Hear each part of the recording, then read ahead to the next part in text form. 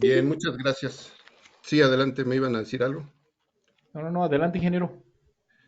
Muchas gracias, pues nuevamente haciendo mención de la oportunidad que se nos da para compartir sobre todo las experiencias, un resumen de la visión que tengo sobre el sistema eléctrico nacional. Eh, Durante varios años he tenido la oportunidad de visitar diferentes plantas en todo el país, de todas las tecnologías. Pues ahora sí que la suerte que tuve de estar en los organismos reguladores, tanto en materia nuclear como en electricidad y gas, pues me ha dado un poco la oportunidad de ir hasta, meterse hasta la cocina, como dicen por ahí, ¿no?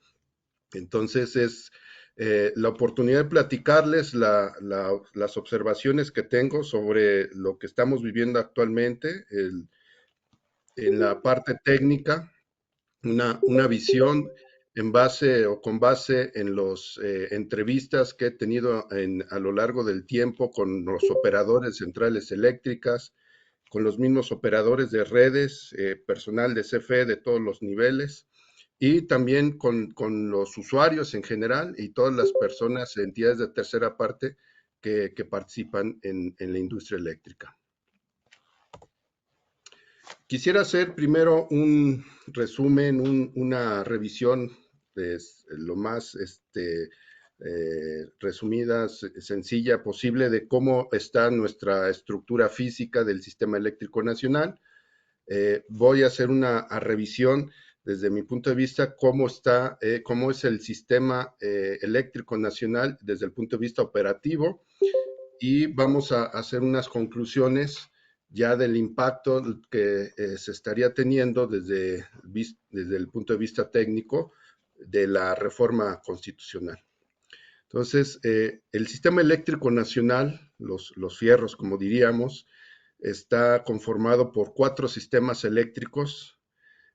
Tenemos el sistema interconectado nacional, que va desde la península de Yucatán, todo el macizo continental y termina en Sonora, serían los límites, y no hay interconexión con el siguiente sistema eléctrico, que es el de Baja California, principalmente conformado por las ciudades de Mexicali, Tijuana, hasta Ensenada, y que tiene más bien conexión con Estados Unidos, con la parte oeste de Estados Unidos.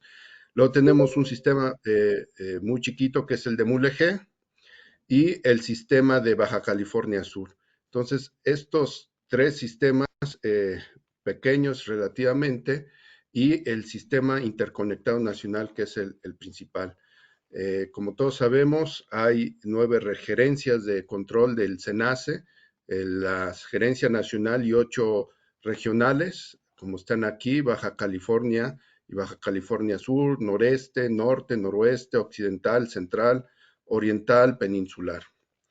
Desde el punto de vista de estructura de administración, CFE tiene 16 divisiones de distribución y 53 regiones de transmisión. Se tienen identificadas 108 zonas de carga. Esas zonas de carga están representadas aquí en el mapa como estos círculos y dependiendo de la concentración de ciudades, de poblaciones, de carga en sí, es el tamaño del círculo. Entonces, con las principales tenemos la del Valle de México, la de Monterrey y la de Guadalajara. También hay identificados nodos P, o donde sería nodo de potencia o de inyección, donde están concentrados o donde se identifican dónde va a estar la generación principalmente. Son subestaciones, son nodos en donde se identifican y va a ser útil precisamente para estar identificando o calculando lo que son los PML, los precios marginales locales. Como estadística, tenemos que la demanda máxima del sistema interconectado nacional, lo que es el macizo continental de la península de Yucatán hasta Sonora, la demanda instantánea máxima que se ha encontrado, que se ha alcanzado en nuestro país es de aproximadamente 47,000 gigawatts o megawatts o 47 gigawatts, 46.8. Es un dato, un histórico que se alcanzó en el 2018 y estamos hablando de 43 millones de usuarios. Aproximadamente el 20% es industrial en alta tensión y el 80% es en media y baja tensión, residencial y comercial. Nuestro desarrollo de redes o de infraestructura en líneas de transmisión lo podemos ver aquí en este mapa, ahorita lo vamos a ver un poco más ampliado. Tenemos el desarrollo, nuestras líneas de transmisión son hasta 400,000 volts, 230,000 volts, 115,000 y de ahí ya son de subtransmisión o de distribución. Alrededor de 3,000 unidades de generación eléctrica son las que conforman nuestro sistema, son generadores, unidades, y están repartidos en diferentes entidades o en diferentes propietarios.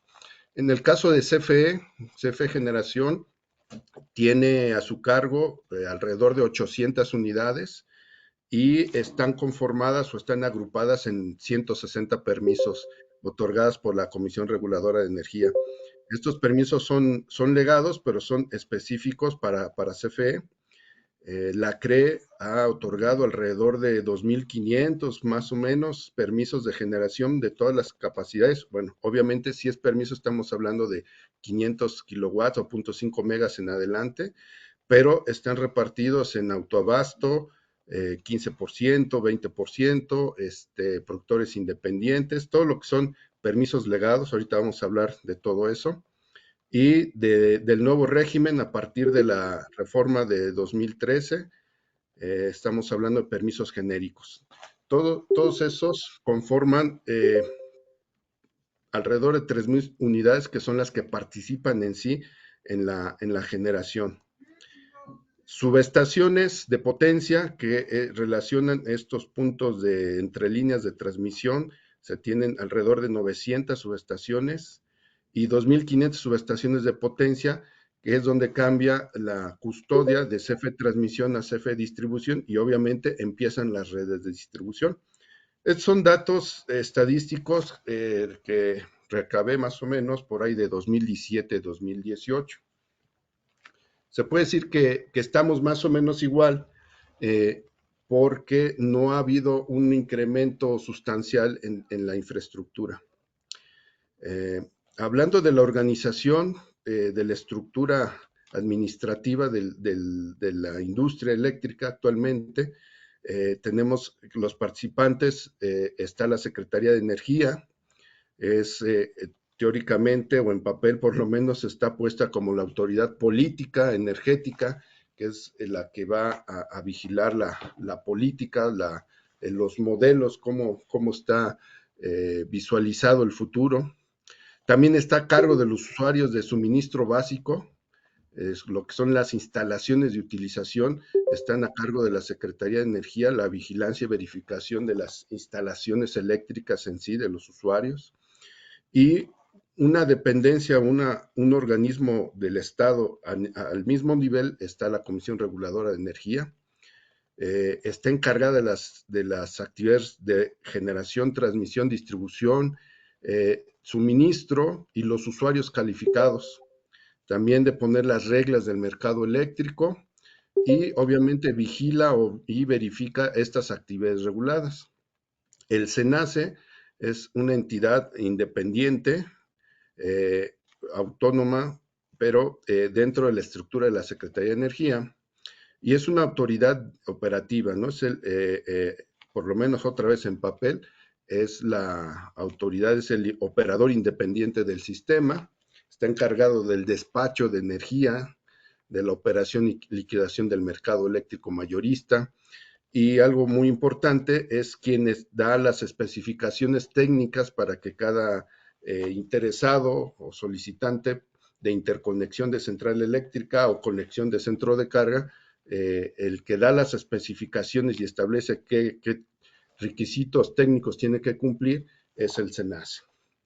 Luego las entidades de tercera parte, como son ahora todas las unidades de inspección, tanto de normas como de disposiciones administrativas, de carácter general, son entidades auxiliares de las dependencias del CENER, de la CRE, del SENACE, y están organizadas conforme a las disposiciones administrativas que, que pone la Secretaría de Energía o la Comisión Reguladora de Energía. También podríamos hablar como entidades de tercera parte, los laboratorios de pruebas o unidades de verificación que hacen mediciones de parámetros técnicos de las centrales eléctricas. También podríamos empezar a hablar, aunque todavía no están acreditadas, personas que podrían, o empresas especializadas que podrían estar ayudando en la vigilancia de la implementación de código de red, ¿no? Esto, entonces, podrían ser entidades de tercera parte. Y la Comisión Federal de Electricidad, en el estatus actual, es una empresa de servicio, es un prestador de servicios, no es autoridad, pero sin embargo tiene el control físico y el aseguramiento de todas las instalaciones de servicio público, todo lo que es transmisión, distribución, y recibe órdenes directas del SENACE, y su actividad tiene que ser conforme a las indicaciones del SENACE. También una actividad primordial que hace CFE como un servicio, como prestador de servicio público, es tomar las mediciones para que de ahí se puedan hacer la liquidación de la energía o de la demanda, potencia instantánea que está contratada. También como estadística tenemos en el 2018 habían identificados 14,000 puntos en donde se tenía que mejorar o actualizar la medición, es decir, pasar de unos medidores quizás hasta analógicos a pasarlos a un grado de un nivel de exactitud tal y una capacidad de registro en tiempo real para que pudiera hacerse las mediciones en el mercado eléctrico mayorista. También había 10,000 posibles puntos que inmediatamente se podían llegar a convertir en lugares donde existía interconexiones para generación distribuida. En el 2018 había un momento que teníamos 4,000 posibles conexiones de usuarios calificados. Entonces, esas estadísticas más o menos se han mantenido con el tiempo, y había en su momento, en el 2018, que iban a entrar en operación 70 centrales eléctricas, ya con permiso de la CRE, pero que ya estaban a punto de entrar en funcionamiento. Estas estadísticas las quiero tomar ahorita porque son útiles, lo voy a explicar de qué es como un lapso, un congelamiento que tuvimos en nuestras condiciones de infraestructura. A mí quiero platicarles, mencionarles el proceso de interconexión de centrales eléctricas y de conexión física de centros de carga. Se requiere, conforme al manual de interconexión y conexión que está vigente, el primero salió por ahí del 2015, que era el manual de interconexión del SENACE, y después se actualizó conforme a la ley de la industria eléctrica por la Secretaría de Energía, salió la primera versión en el 2018, y cualquier modificación actualmente estaría a cargo de la Comisión Reguladora de Energía. Este manual de interconexión está vigente y se está aplicando, y en resumen tiene este flujo de proceso. Cualquier instalación nueva o ampliación que se requiera dentro o que va a participar en el sistema interconectado nacional, en cualquier sistema que va a enlazar instalaciones de usuarios de la parte particular a la parte de interés público, tiene que llevar este proceso. Se tiene que hacer una solicitud ante el SENACE, donde se van a hacer estudios, el estudio indicativo, las instalaciones, impacto al sistema, para ver que no afecte precisamente el interés público y que pueda entrar al sistema eléctrico y se pueda aportar, tanto consumir como aportar energía. Se hace la obra que estaba previamente permisionada por la Comisión Reguladora en caso de centrales eléctricas. se tiene que firmar un nuevo contrato de interconexión o conexión con Comisión Federal de Electricidad. Esta es una orden que da el SENACE una vez que se aceptaron los estudios. Esa infraestructura tiene que quedar bajo un contrato de prestación de servicios con el transportista y distribuidor. Y también, si ya están terminadas las obras, por una entidad de tercera parte, que en este caso son las unidades de inspección que autoriza la Comisión Reguladora de Energía, se tiene que certificar que esa infraestructura ya existe, que cumple con todas las especificaciones que pidió el SENACE. Si ya está el contrato y ya se certificó esa instalación, pasan a una segunda etapa, que es la interconexión física. En sí se puede energizar, esa interconexión comprende prácticamente lo que es la subestación, no es hacia adentro de la central eléctrica, la interconexión es nada más el enlace entre una central y las redes públicas, y lo que sigue es hacer pruebas de laboratorio, pero ahora dentro de la central eléctrica. Aquí esa comprobación incluye la validación de parámetros de código de red, el modelo matemático que se presentó originalmente en los estudios que se solicitaron al SENACE, y esas pruebas físicas que tiene que coincidir o tiene que ser coherente con el modelo matemático que en parte teórica se presentó al SENACE, se tiene que validar con pruebas de arranque, pruebas de paro, también se sacan los costos operativos de cada instalación, si son centrales eléctricas o son centros de carga. Cuando se tienen listos esos resumen, ese informe de pruebas físicas, lo ideal es de que estuvieran avaladas por una entidad de tercera parte. Ahorita todavía no hay personas autorizadas específicas para esas pruebas, pero lo que se hace es de que una empresa especializada, un laboratorio de pruebas, realiza dichas pruebas, se las presenta a los usuarios solicitantes y a su vez se le presenta al SENACE en las gerencias regionales para su validación. Cuando ya están validadas las pruebas, se cumplió con todos los criterios de código de red, entonces en ese momento se otorga la declaratoria de inicio de operación comercial. Entonces, quiero ser enfático, ninguna instalación eléctrica, principalmente centrales eléctricas, entra en operación si no ha cumplido con todos estos procesos. Hemos tenido la oportunidad de estar cerca de cada uno de estos pasos en algún momento, entonces pues sí podía dar este testimonio de que no hay central eléctrica que se interconecte a la malagueña o porque quiera, pero estamos hablando a cuestiones del sistema eléctrico nacional, ¿no? A nivel residencial o comercial, sí se pudiera dar el caso de que hay algún generador en una planta de emergencia que con un equipo de sincronismo se pudiera enlazar a la red, pero son instalaciones marginales y que, bueno, deberían estar bajo verificación del ACRE para que regularicen su instalación. Pero a nivel sistema, no hay instalaciones o centrales eléctricas que entren arbitrariamente a conectarse o a interconectarse. Ahora quisiera platicar un poco sobre unas características técnicas de centrales eléctricas, ¿no? Como vamos a hablar ahorita de cómo es el despacho, entonces hay que ver en resumen cómo tenemos nuestro parque de generación en México. Como todos sabemos, la principal fuente de generación son las termoeléctricas, lo que sería un sistema de vapor, un sistema Rankine, en donde tenemos un generador de vapor de algún tipo que hace ingresar vapor en una turbina de vapor y con eso mueve a un generador.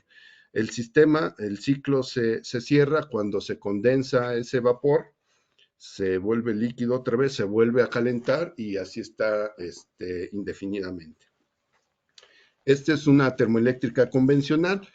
El sistema de cómo producir el calor para generar ese vapor, pues tenemos también varias opciones.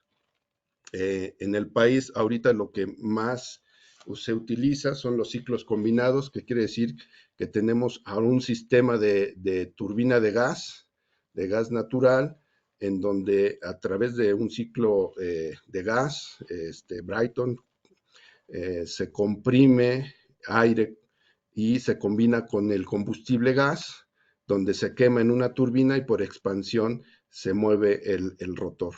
Entonces tenemos ahí una termoeléctrica a gas o un turbogás, y el ciclo se combina al momento de que los gases exhaustos de la turbina de gas, como todavía tienen una cantidad de calor muy importante, se utiliza en un recuperador de calor y a su vez se genera vapor, se utiliza para calentar agua y hacer el vapor. En vez del sistema de gas, también se puede utilizar una caldera convencional. Si hablamos de termoeléctricas convencionales, la parte del sistema de turbina de gas, pues se sustituye o está constituida por una caldera. En este caso, por ejemplo, es un recuperador de calor con caldera, donde el calor, ya sea directamente de quemadores, ya sea también con combustible de carbón, bueno, con inyección de carbón, podemos hacer el calentamiento del agua, o de forma nuclear, en el sentido de que tenemos un reactor con cierta cantidad de combustible nuclear en una olla. Entonces podemos sustituir la parte del ciclo de turbina por otro calentador. En México tenemos 2 reactores nucleares en Laguna Verde. En el país alrededor creo que son 2 centrales carboeléctricas, y también tenemos varias centrales convencionales, ¿no? Que es lo que ahorita está en discusión, que tanto es conveniente que entren en operación, se rehabiliten porque ya estaban deshabilitadas y están convertidas a gas, y pasarlas otra vez para que se queme combustóleo o aceites pesados. De las termoeléctricas, pues decir que son un sistema que tiene un factor de potencia, perdón, un factor de planta, que quiere decir que el tiempo en la que están en operación es muy largo, es muy estable. Mientras estemos inyectando o tengamos disponibilidad de combustible, su operación es muy larga, muy segura. Por ejemplo, en el caso de las nucleares, cada 18 meses se hace cambio de combustible, y si lo combinamos con 2 unidades, podemos decir tener una central eléctrica que nunca para y que solamente baja carga cada 2 años o cada 18 meses que se la recarga, pero a nivel de factor de planta pueden alcanzar un 80% o 0.8 de factor de carga. También decir que las termoeléctricas no son para utilizarse en seguimiento de carga. Ahorita vamos a ver en la demanda cómo es esto. Tienen un factor de carga, pero tienen características que no son de seguimiento. Es decir, para que yo pueda echar a andar, arrancar una termoeléctrica, por cuestiones de precalentamiento de tubería y de los sistemas como tal, de los ciclos termodinámicos, son días que tengo que esperar para poder echar a andar y llegar a un 100% de carga.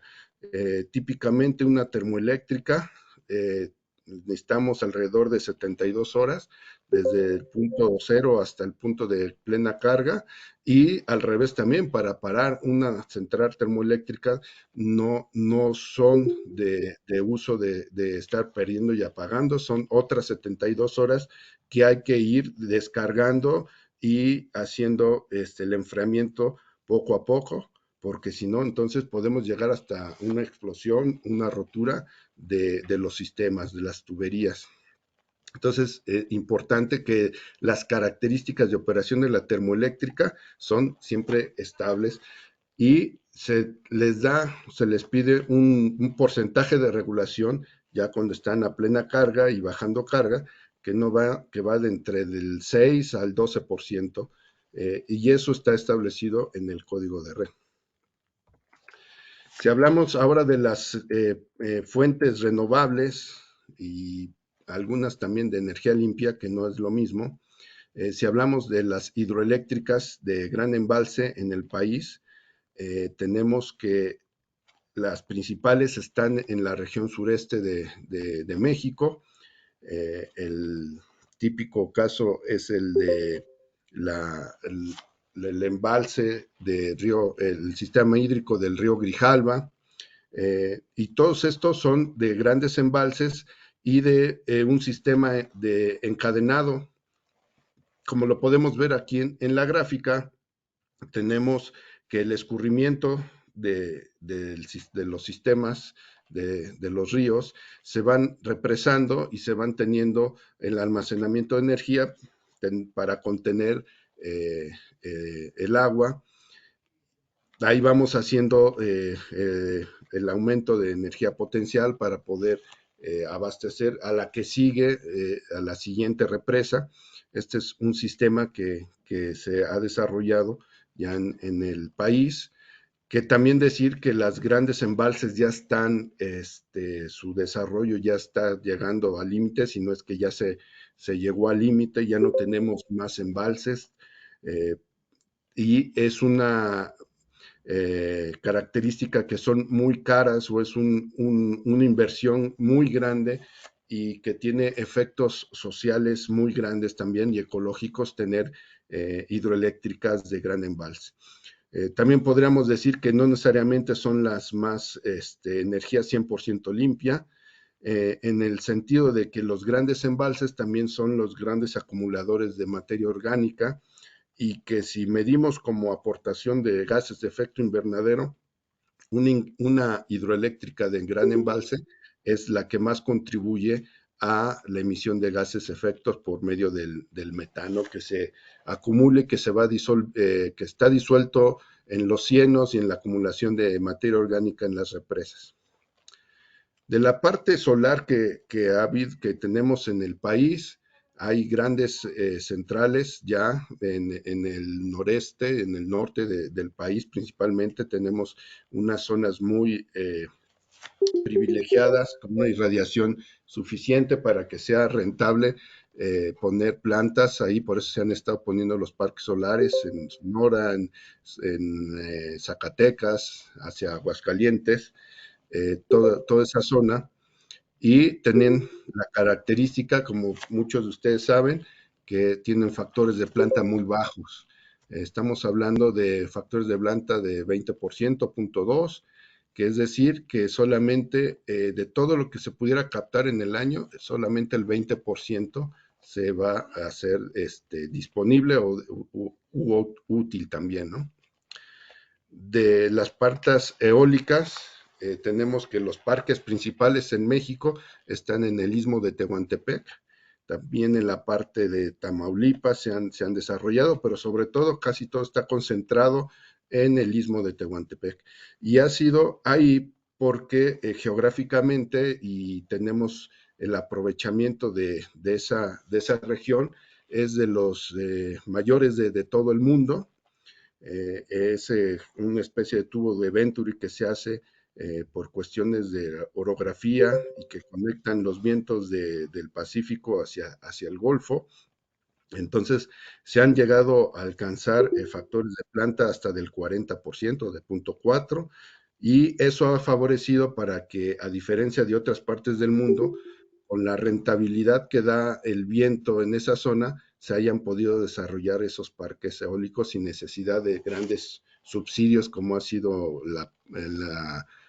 en Europa, que se ha dado esos beneficios fiscales o de impuestos. En cambio, en México ha sido por la viabilidad y la disponibilidad del viento que hay en esa zona. También hablar de las plantas hidroeléctricas, ahorita lo vamos a tocar el tema. Es bien importante comprender que los embalses, el agua, tiene usos primarios. Cada represa, cada embalse tiene, también está regida por la Ley de Aguas Nacionales, y que no toda la disponibilidad de agua es para generar electricidad. Ese es un gran punto técnico a observar. No porque tengamos almacenada cierta cantidad de agua se va a poder turbinar toda. Hay usos primarios, agrícola primero, consumo humano después, y hasta el último era hidroelectricidad. Este es un problema que ahorita vamos a comentar, que el régimen de cada operación de cada central hidroeléctrica se ha estado cambiando o se ha estado afectando técnicamente por órdenes de sus operadores. Ingeniero, perdón que lo interrumpa, me pregunta por aquí el ingeniero Enrique Buitrón, que a qué se debe que en los parques solares se tenga un factor de planta del 20%. Sí, como no, es muy fácil, empezando porque la irradiación nada más lo tenemos la mitad del tiempo, ¿no? Del día. Producen solamente cuando haya luz y no todo el día tienen la misma cantidad de irradiación, empiezan con un factor de cero, empiezan a incrementar y ahorita lo vamos a ver en unas gráficas. Entonces, si sumamos toda la captación de energía en una suma algebraica durante todo el día y le restamos el tiempo que estuvo apagada porque no había luz, entonces nos va a dar un valor del 2%, más o menos, de un 20% de factor de planta. Ok, gracias. Bueno, eh, en, en resumen, toda nuestra parque de generación, tenemos, si lo ven aquí en la parte superior izquierda, que la capacidad instalada hasta el 2018 era de 81 gigawatts. ¿Qué quiere decir esto? Que tengo de esos 3,000 generadores de diferentes capacidades y diferentes tecnologías, su dato de placa, el diseño en papel, su estándar en condiciones ISO, etcétera, todo lo que es teórico, nos da una capacidad de 81,1 gigawatts. Esto es potencia instalada, capacidad instalada. Pero la demanda es lo que se consume en el instante por la población, por todo el sistema. Esa demanda es potencia coincidente.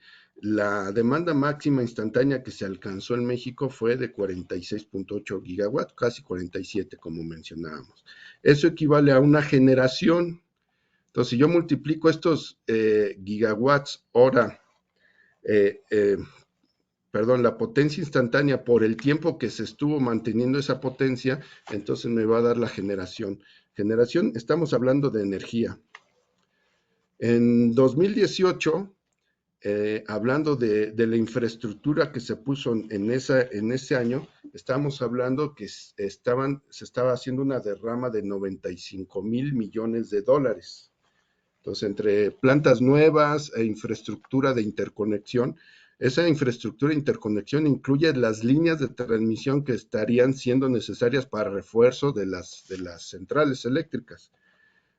Entonces, todo eso en ese año se estaba hablando de 95 millones de dólares. Ahora, si nos pasamos a la tabla que está del lado derecho, vamos a ver que en lo que está en la columna azul es la capacidad instalada. Entonces, es el porcentaje de participación en capacidad instalada, en datos de placa. En lo que si mi generación, por ejemplo, mi generador en Laguna Verde, por ejemplo, es de 800 megawatts, tiene dos generadores de 800 megawatts, entonces capacidad instalada 1,800 megawatts en Laguna Verde. Entonces esos 1,800 representan un 2% de todo lo que se tiene instalado. Ahora, del lado de la columna de la derecha, es la producción, no es la generación. Este porcentaje representa cuánto generación y cuánto producción me dio mi capacidad instalada. Entonces aquí es un poco raro, espero se comprenda. Es 3% porque este 3% es de los 46 gigawatts. Entonces, del lado de la columna izquierda es la capacidad instalada, la nuclear participa o tiene instalados un 2% del total de la capacidad instalada, pero en generación, en producción, dentro de estos 46 gigawatts, participa con el 3%. Entonces, espero no se confundan, del lado izquierdo es capacidad instalada de placa y del lado derecho es la producción que se llega a dar y la participación que se tiene en esa producción. Entonces, si se fijan, en la parte de geotérmica solar, ya todo incluido esas renovables ahí, aquí sí coincidió, ¿no? Que la capacidad instalada es muy similar a la generación que se tiene. También aquí coincide con la factor de planta, ¿no? No necesariamente es lo mismo. Conforme haya más penetración de las renovables o, por ejemplo, de parques solares, puede ser que la participación aumente en la producción y su factor de planta siempre va a ser más o menos igual, porque pues ni modo que cambiemos la velocidad del planeta y que haya menos luz o más luz en el día, ¿no?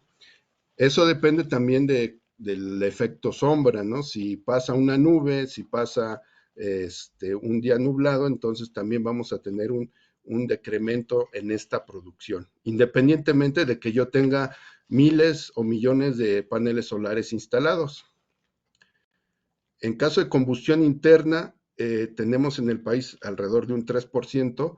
Estas plantas son sobre todo las que se encuentran en la península de Baja California, que son sistemas aislados, entonces esas plantas pues trabajan con diésel sobre todo.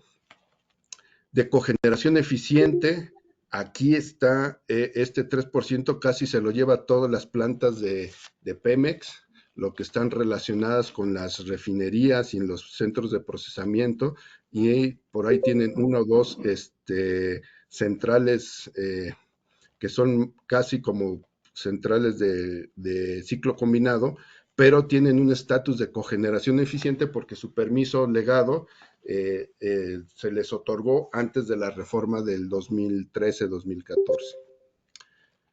En la parte eólica tenemos 5% de capacidad instalada, pero solamente se puede llegar hasta un 3%. Este 3% obviamente es por la disponibilidad de viento.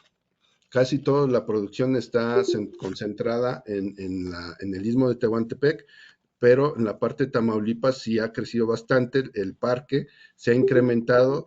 Aquí, si fuera nada más, hablábamos del istmo de Tehuantepec, ahí la capacidad instalada llegaríamos entre 3-4%, y el 1 o 2% restante está en la parte del noreste del país.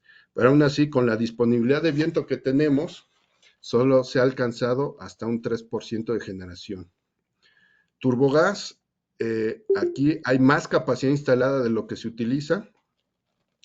Carboeléctrica es un caso de disponibilidad del carbón, entonces sí se utiliza un poco más. Hidroeléctrica es algo muy especial. Si bien tenemos un 17% de capacidad instalada, nada más se puede utilizar un 10%. Aquí hay varios factores. El principal es ambiental. No todos los años tenemos la misma almacenamiento de agua. Hay épocas de estiaje. Y también las condiciones de operación, el régimen operativo de las presas depende de los servicios primarios que se le dé. Entonces, también las hidroeléctricas son para controlar las inundaciones y controlar los sistemas de riego y controlar el abasto de agua potable a la población.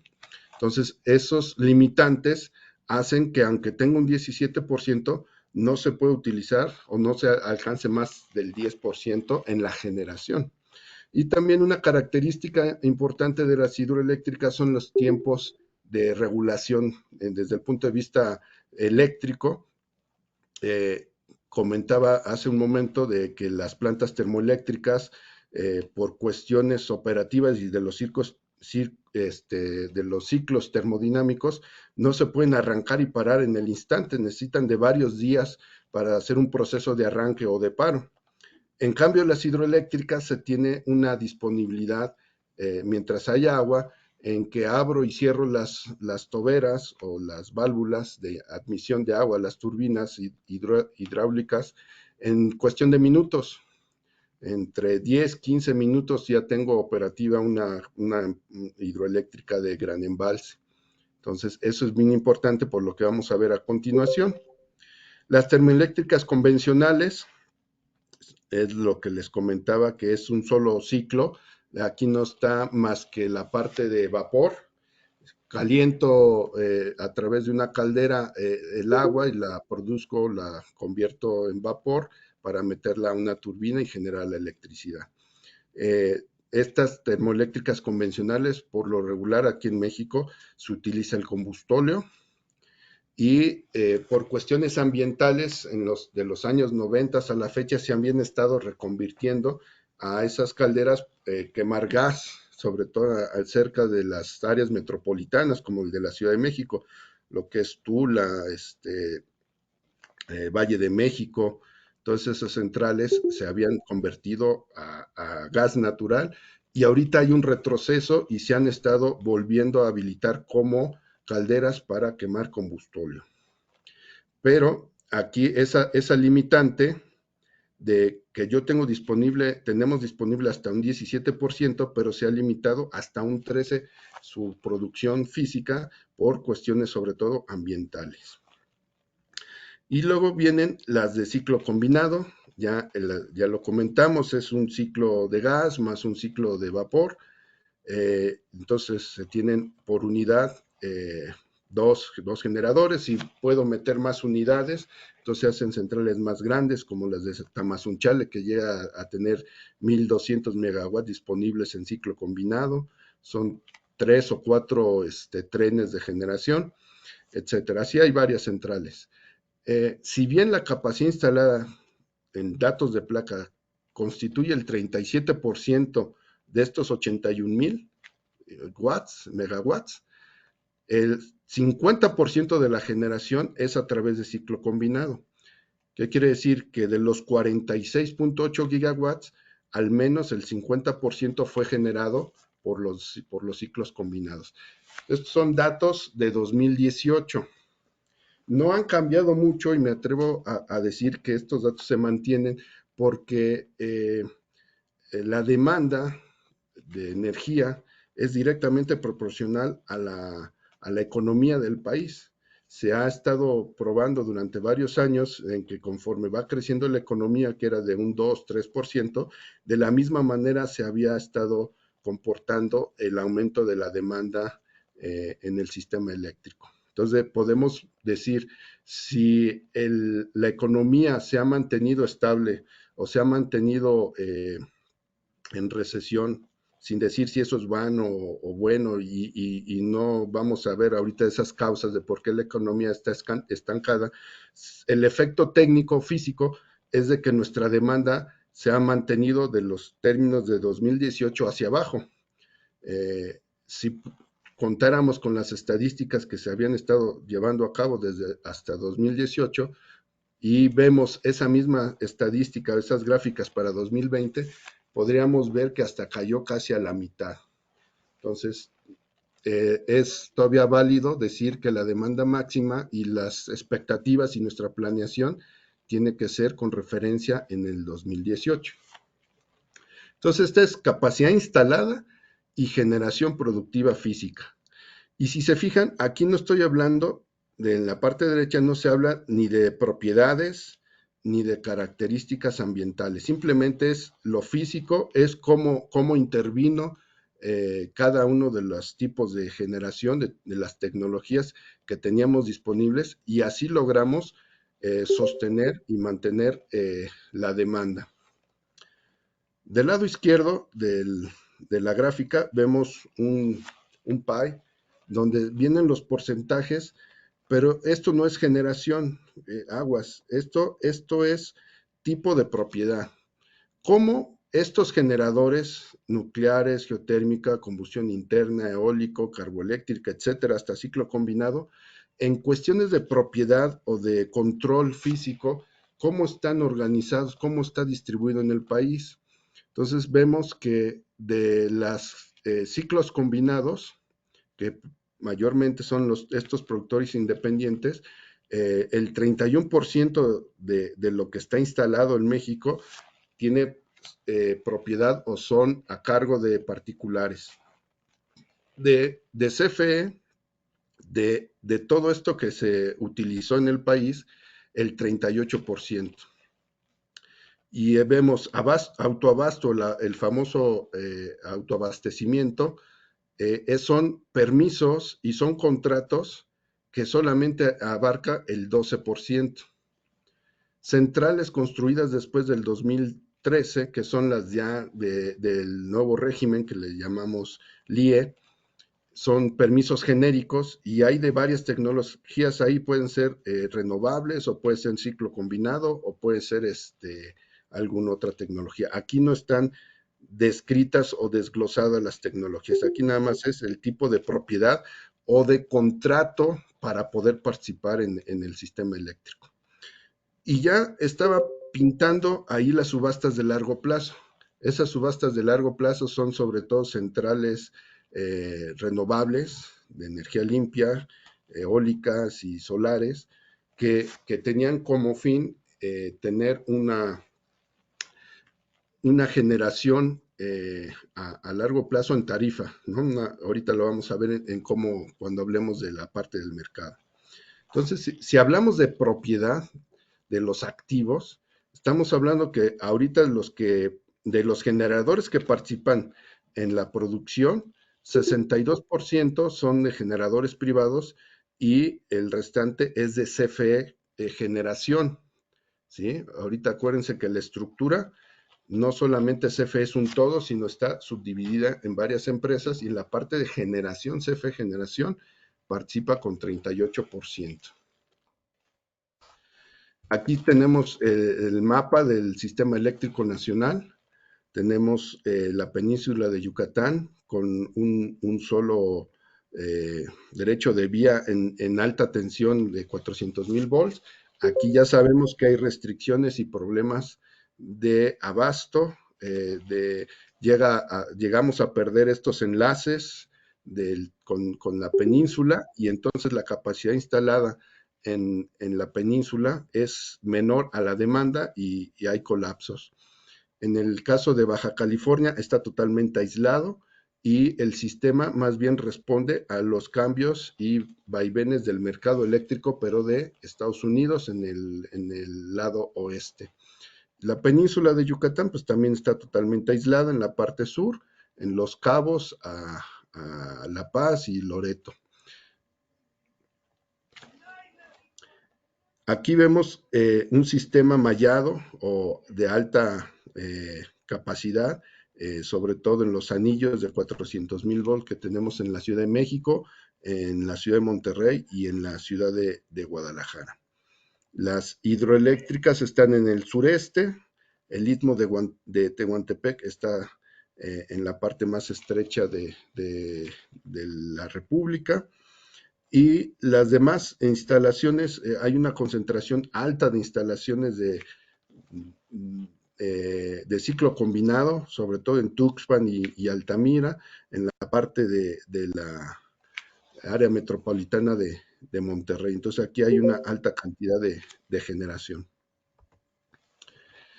Bueno, todo esto como preámbulo para comentarles que lo que es el control operativo de todo el sistema eléctrico nacional se hace conforme a un despacho físico, pero esto es programado.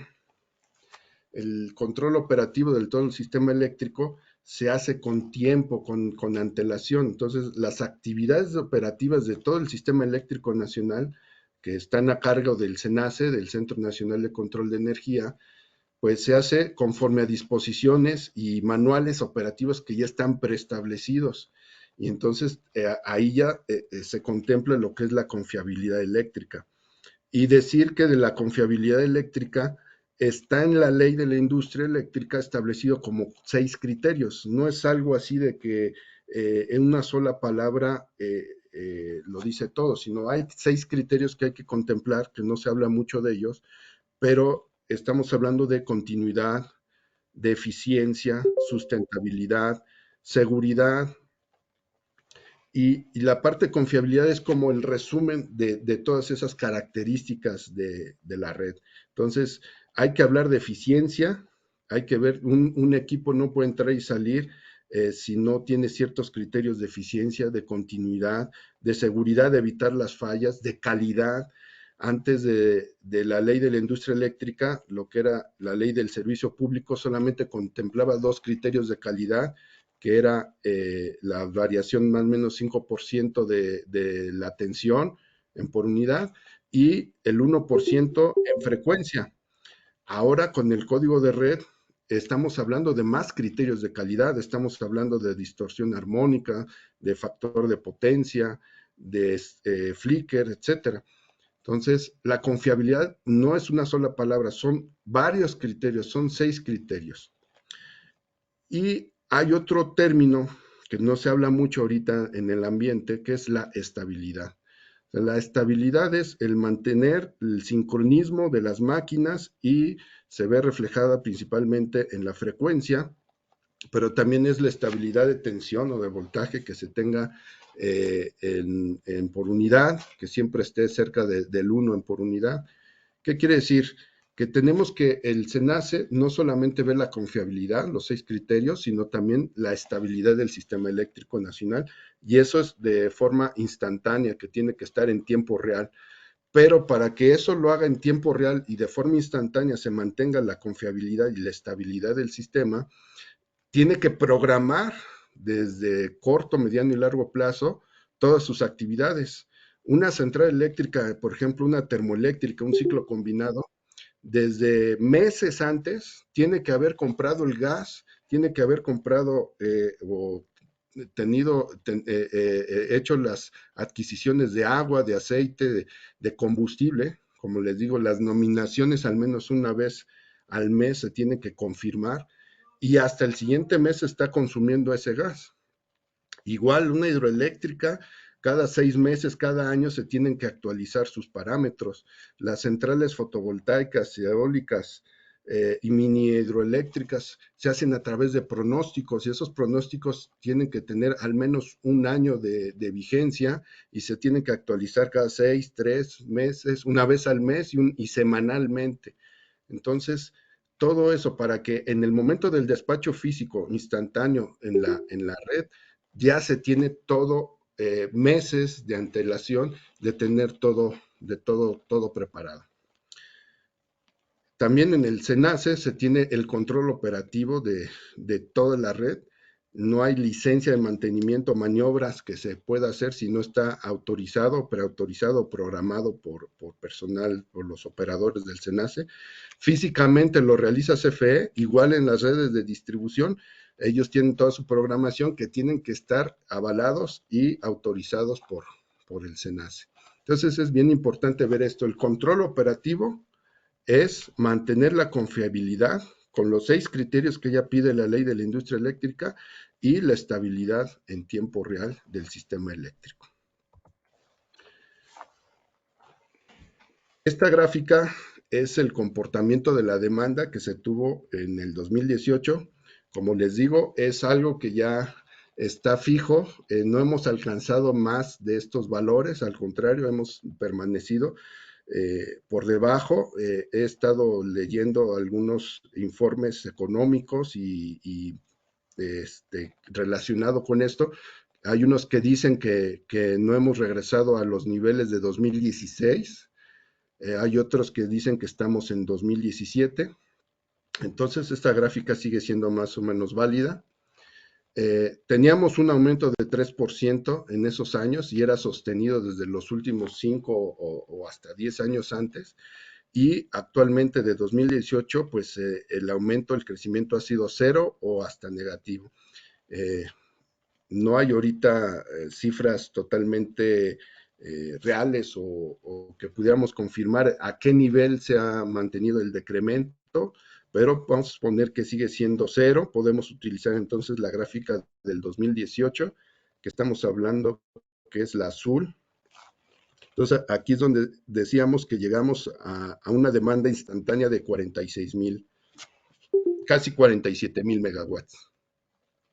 Acuérdense que la demanda es el consumo es la parte que no puede controlar el sistema. La demanda una característica de la población, es la forma en que vivimos día con día. Eso lo decide la población, lo decide la economía, y la economía son las personas, ¿no? Entonces, el sistema se tiene que adaptar a la demanda. No hay forma a gran escala de tener un control sobre la demanda. Hay control de la demanda en tiempo, en cuestiones de transitorios, en cuestiones de emergencia. Hay demanda controlable, pero es muy escasa, es muy baja y se tiene que hacer conforme a derecho. No es nada más quitarle servicio a las personas, ¿no?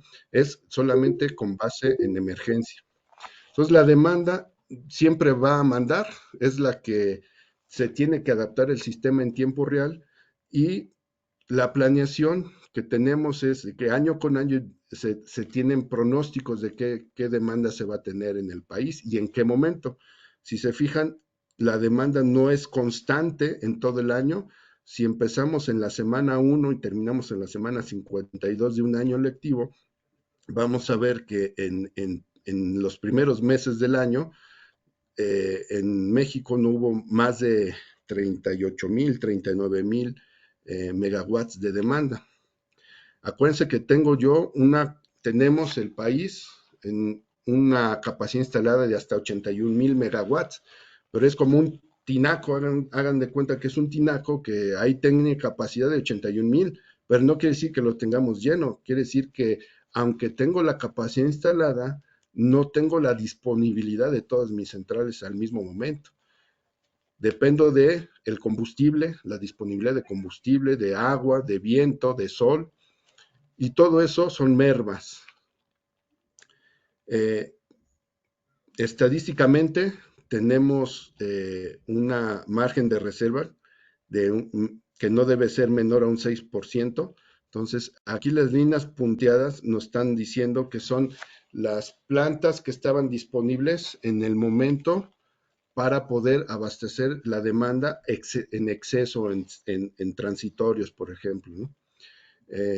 Aquí, si nos vamos más o menos a la semana 19, que sería por ahí de abril o mayo, si tomamos como referencia este punto, y podríamos hacer un zoom hacia esta semana o este mes, podríamos tener una gráfica como la que voy a mostrar a continuación, en donde va a representar el área bajo la curva, que todo lo que está aquí abajo es la energía requerida para poder sostener esta demanda. Las demandas, acuérdense, es potencia instantánea, es demanda coincidente, pero si la multiplico por el tiempo, en este caso un mes, que podría dar toda esta área, me va a dar una gráfica como esta. Este es el despacho en un mes. Estamos hablando del 7 de abril al 5 de mayo del 2018. Y aquí vemos cómo se va a comportar las diferentes tecnologías, cómo van a participar las diferentes tecnologías y cómo voy a sostener la demanda. Si ven la línea oscura, la línea negra, esa es la demanda instantánea que me está pidiendo todo el país en el sistema interconectado nacional. Lo que está arriba de la línea negra, todo eso es capacidad de reserva, lo que tenía yo disponible, pero que no generó. Y lo que tengo todo hacia abajo es la energía, el área bajo la curva es todo esta, es la energía que se generó para poder sostener esta demanda, que es la línea negra. Entonces, si lo vemos por participación de tipos de tecnología y de características contractuales, podemos ver en la primera parte, en la carga base, todo lo que es la energía base suministrada al sistema eléctrico nacional, son los contratos de interconexión legado. Son todos por ejemplo, los permisos de cogeneración de Pemex, los permisos de cogeneración de centrales privadas o particulares, el autoabastecimiento, las sociedades de autoabastecimiento puro o las sociedades de autoabastecimiento que ahorita están en litigio de que si son o no son legales, etcétera. Todo lo que ya estaba previsto y contractualmente firmado entre particulares y que utilizan el sistema eléctrico interconectado para mandar su energía a sus cargas, es esta parte azul. Y luego viene una parte que está limitada con una línea amarilla, que son los no programados. Esta parte no programado en realidad se refiere al despacho económico o el despacho spot que se tiene día con día, el MDA, el mercado de día en adelante. Entonces, estas son generación no programada que no estaba prevista por el SENACE, sino que se fue dando por las necesidades del momento y de las ofertas que se hicieron en el momento. Entonces, si hablamos de esta primera parte, de hasta abajo, es más o menos un 20%, que es lo que hasta se tiene reconocido por la Secretaría de Energía, que es lo que tienen los contratos de interconexión legados, y luego el mercado spot o lo que es realmente la demanda no programada. Ahorita vamos a ver lo que es el mercado. Y luego una banda en azul claro, en donde vamos a tener las renovables. Esta banda en azul claro, ahí entran la parte fotovoltaica, la parte eólica, geotermia y mini hidroeléctricas. Entonces, si vemos la penetración de las energías renovables en toda la aportación de energía del sistema eléctrico nacional es muy pequeño, es marginal, es alrededor del 5%. Si nos regresáramos a la gráfica que teníamos de participación de las renovables, estaríamos hablando que si sumamos la parte eólica más la parte solar, geotérmica y principalmente esas dos, solar y geotérmica, solar y eólica, vamos a tener hasta un 5% de penetración en la parte de generación. De ahí, la otra parte fundamental es casi el 50% de toda la generación, de toda la producción, es de plantas térmicas en ciclo combinado. Pero ahora nos acercamos a los picos y valles de lo que es la demanda. Aquí hablamos de que, por ejemplo, estamos hablando de un domingo en la noche y el lunes 7 de abril, que todos empezamos a dormir, baja la generación porque baja la demanda y instantáneamente el lunes empezamos a activarnos, por ahí del martes, miércoles estamos en una actividad normal y las actividades humanas empiezan a cerrarse o a decrecer por ahí del jueves, viernes y el sábado hasta llegar a un domingo otra vez en la madrugada, muy parecido a la semana siguiente. Entonces estamos hablando que estos valles son los domingos en la madrugada donde todos estamos en una cierta actividad moderada y los valles, perdón, las crestas que se tienen a mediados de semana. Cada semana es distinta, a lo mejor aquí ocurrió un evento que se necesitó más energía. Estos valles y estas crestas se incrementan cuando hay eventos de actividades humanas importantes, mundiales de fútbol, partidos de final, Navidad, Año Nuevo, y de repente caen según llegan las vacaciones o días de asueto. Pero estos picos y valles son siempre naturales, de lunes a viernes, durante un mes. Entonces, estas caídas demanda de varios decenas de megawatts no pueden estar soportadas solamente por las centrales termoeléctricas, porque acuérdense que dijimos que tienen una capacidad limitada para arrancar y apagar, no las podemos echar a andar de un día para otro, son varios días que se necesitan, y entonces el porcentaje de regulación que se tienen en estas variaciones es muy grande.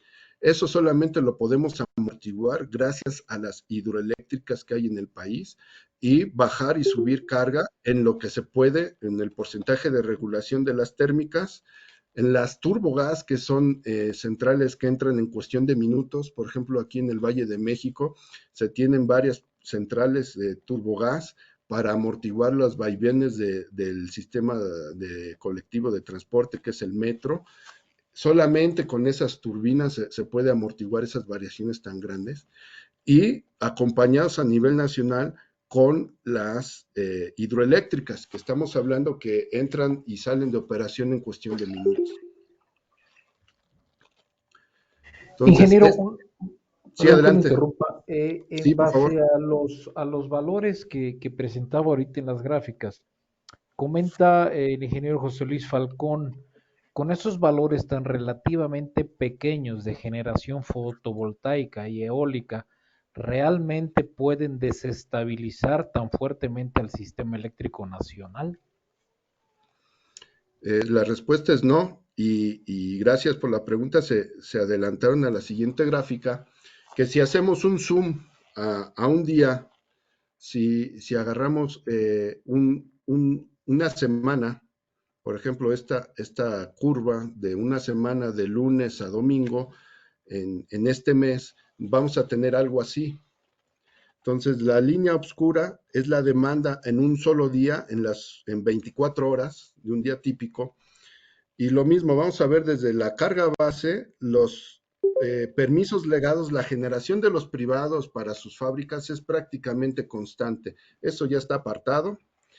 La generación que se compra y se vende en el mercado spot es también muy baja, es relativamente un 5%, últimamente reconocido por su ministro básico en una de las conferencias o en debates que ha habido de Congreso Abierto, reconocen que ese mercado spot apenas y alcanza un 5% en las últimas fechas. Y aquí vemos una montañita o una cresta que coincide con las 8 de la mañana a las 8 de la noche. Esta cresta es típica de los sistemas o de la aportación de los parques fotovoltaicos, de los sistemas solares, porque es lógico, empieza a radiar, a tener irradiación solar, y llega a una cúspide, una cresta entre la 1 y 2 de la tarde, y conforme se va metiendo el sol va bajando esa producción. En este día en particular, prácticamente no hubo viento, no hubo generación eólica, como lo ven aquí, entonces por eso es tan pequeñita, casi es una sola línea, y la que aportó más de energía en este día fue la parte solar. Toda la parte térmica, pues también si se fijan es más o menos estable, casi no varía, muy pocos, hablamos de un 10%, que es la regulación que pide el código de red se tenga en la parte térmica, y la variación fuerte o el amortiguamiento de la demanda entre las horas de la madrugada contra las horas de los picos diarios de consumo, la da las hidroeléctricas.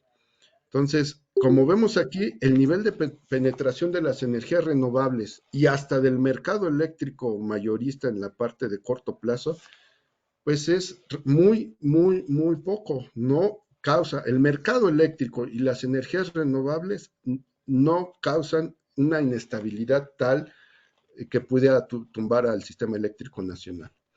Eso no hay que confundir con la intermitencia normal de la tecnología, pero esa intermitencia normal de la tecnología se puede amortiguar con muchas formas. Hay redes inteligentes, hay banco de baterías, hay banco de capacitores, de compensación reactiva, etcétera. En resumen, en el sistema eléctrico nacional, el nivel de penetración de las renovables y el mercado eléctrico no es causa de inestabilidad.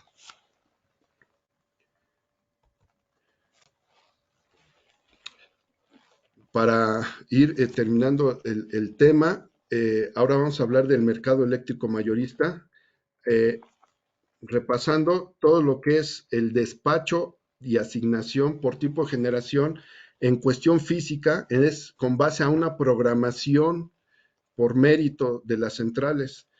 Cada central tiene un cierto mérito dependiendo si lo voy a utilizar o no para estabilidad.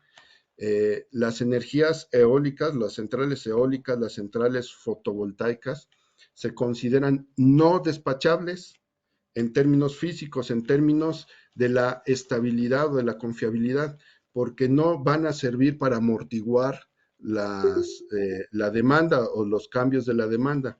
Por eso se llaman no despachables desde el punto de vista físico. Entonces se programan para que siempre estén operando en cuanto haya aire, en cuanto haya viento o sol, tienen que estar en línea. Entonces, por eso se llaman no despachables desde el punto de vista de programación.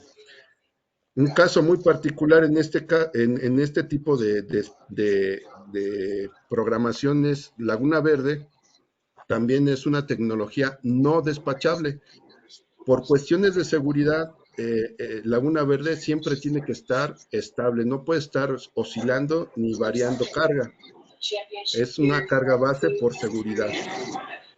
Y eso se considera no despachable desde el punto de vista de programación. Ahora, todo esto que comenté es independiente y totalmente complementario a lo que es el mercado eléctrico mayorista. El mercado eléctrico mayorista. Why do you guys need my prince? They were even believe that a plane was killed during robbery in Stillwater. Seemed like quite a thing. My dad lived and died like that in the clan. Every snap, every pass. Vamos a apagar por ahí el micrófono, por His favor. personal collection. Well, we found a fingerprint though on the whole thing. That can match my legs. In May. I was there 2 weeks ago, but not last night. I bought this stuff. I spent a fortune. So he showed me. Francisco Espinosa, shoot down. Manager.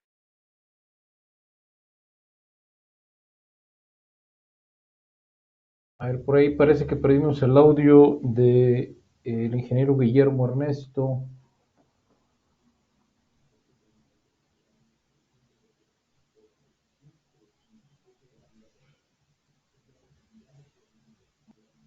Ingeniero, ¿me escucha? Ahí ya lo escuchamos otra vez. Oye, ingeniero, una pregunta que la hice aquí por el chat. ¿Las hidroeléctricas son parte del soporte del sistema eléctrico nacional, pero las hidroeléctricas son plantas ya muy viejas, de tecnología muy atrasada? ¿Son confiables? Perdón. Sí, todavía son confiables. Hablemos de las grandes hidroeléctricas de gran embalse. Son esenciales para la operación del sistema eléctrico nacional en México. Sí tienen problemas de obsolescencia y de mantenimiento. CFE ha invertido grandes sumas. Tuvo un problema grave también porque hubo problemas contractuales y perdió un laudo, creo que contra Siemens o una empresa de esa envergadura, que tuvo que pagar cientos de millones de dólares por problemas de contrato. Pero está latente, es indispensable darle mantenimiento a esas hidroeléctricas porque son el sustento diario de la estabilidad, ¿no? Ahí sí, a diferencia de las energías o las tecnologías no despachables, la hidroeléctrica es una tecnología despachable e indispensable para que día con día tengamos estabilidad en el sistema eléctrico nacional. Entonces, cualquier cambio en su régimen de operación nos va a afectar. ¿Sí? Entonces, no solamente son confiables, son indispensables para la estabilidad en nuestro sistema. Entonces, ahora déjenme plantearles la cuestión del mercado eléctrico mayorista. Todo lo que acabamos de ver ahorita de la programación, las características técnicas, factores de planta de cada tecnología, son para mantener la confiabilidad y estabilidad del sistema eléctrico. Pero ahora, para poder financiar ese sistema, para poder pagar los combustibles, para poder pagar los mantenimientos, el desarrollo, la actualización de todo el sistema, actualmente lo que tenemos es un modelo de mercado. Entonces, el mercado no es el ir organizando y de cómo los privados sí generan y el Estado no, o viceversa.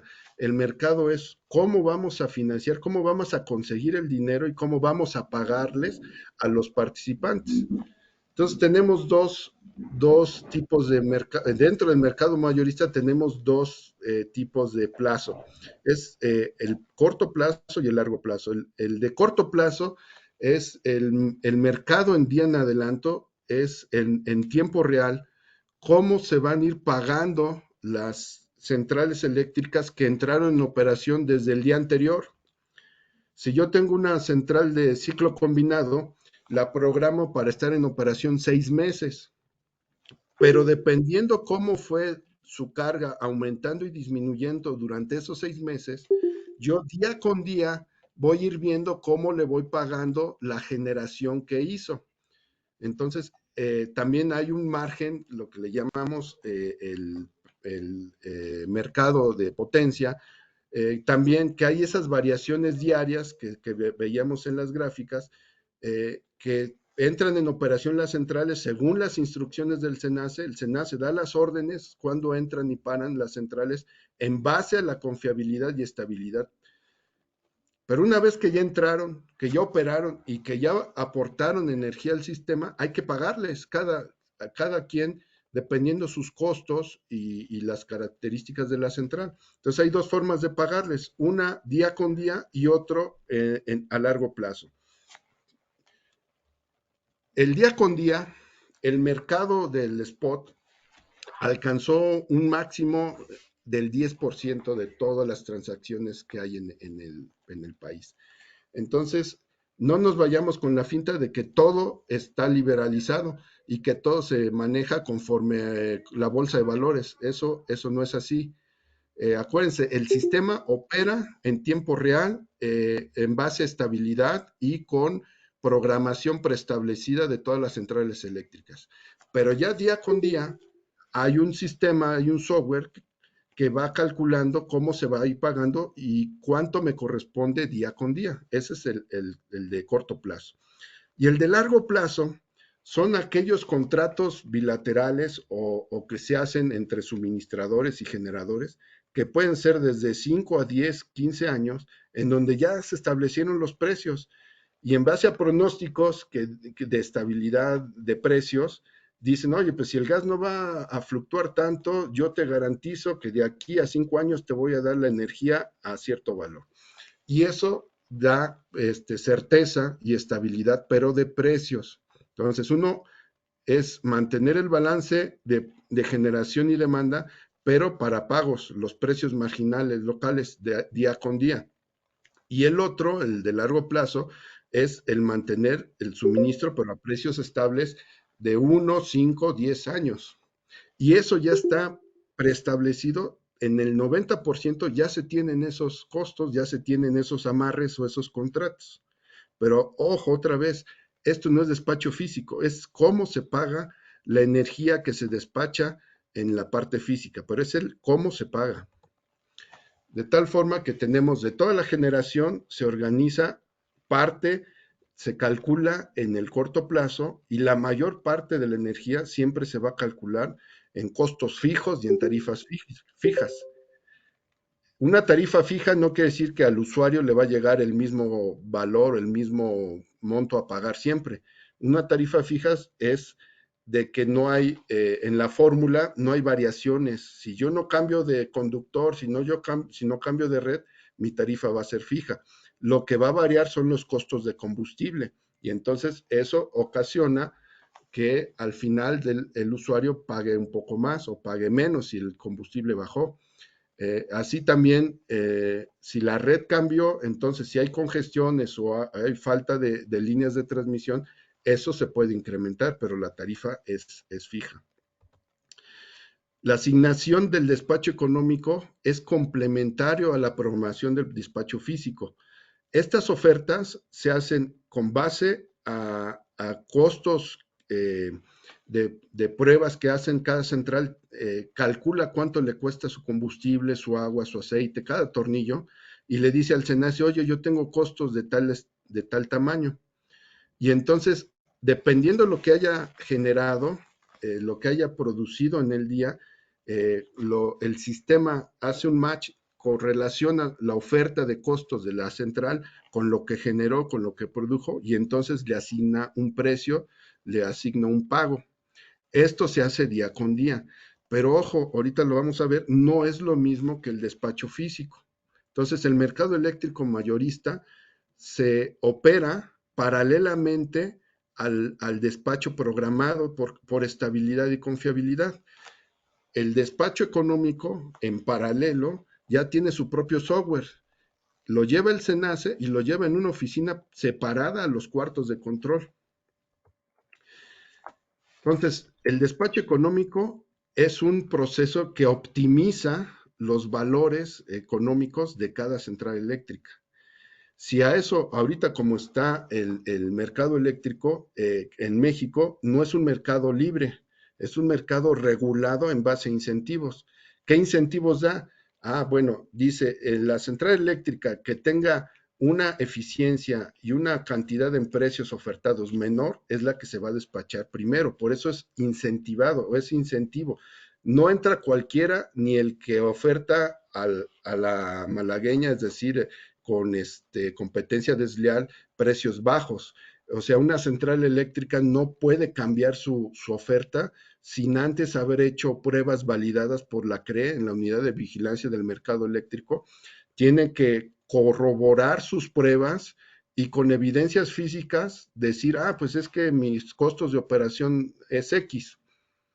Entonces, si yo logro eficientar mis costos de operación, entonces tengo un incentivo para que me despachen, o más bien para que me paguen primero en el orden de despacho económico. Entonces, el precio que se obtiene para el sistema siempre va a ser el más bajo en este sistema, si está incentivado la eficiencia. Y luego, si tengo un incentivo ambiental de que mi central tiene componentes que no emiten gases de efecto invernadero o lo evitan en un cierto porcentaje, sumado con mi eficiencia de costos, entonces esos son los incentivos que voy a tener para que me paguen primero. Repito, una cosa es que me paguen primero y que tenga el orden de prioridad para recibir los pagos o la liquidación, y otra cosa diferente es en qué momento físico entro en operación. Las centrales siempre están conectadas y esto, lo que hace el despacho económico solamente es me da el orden de cómo voy a recibir los ingresos monetarios. Entonces, las liquidaciones en el MEM, en el mercado eléctrico mayorista de corto plazo, ¿se acuerdan la bandita esa que es nada más del 5%? Se hace de que un día antes de que se despache la energía, de que se esté programada cada megawatt, yo le digo al SENACE cuántos son mis costos de operación. Al día siguiente que ya se consumió, que ya se dispersó, disipó esa potencia y esa energía que se metió a la red, el sistema hace la comparación de cuánto oferté mis costos más cuánto fue lo que generé, y entonces ya hace una segunda liquidación que se llama de MTR, es mercado en tiempo real, que simplemente toma en cuenta las variaciones. El mercado en día adelante siempre se hace con 45 minutos antes de que se despache físicamente, se hace un corte de caja, se toman las mediciones y acto seguido se despacha. Y al momento después, entonces se ve qué variaciones hubo, 10, 15, 20%. Esas variaciones pueden ser a favor o en contra de los costos que se ofertaron. Y el software hace automáticamente esos cálculos. Pero acuérdense, estamos hablando de liquidación, aquí ya son pesos. Aquí ya es cuánto generaste, cuánto ofertaste de costos, entonces te toca X cantidad de dinero por tu producción. Entonces, de aquí podemos concluir que el mercado eléctrico, el corto plazo, el spot, no causa inestabilidad de la red.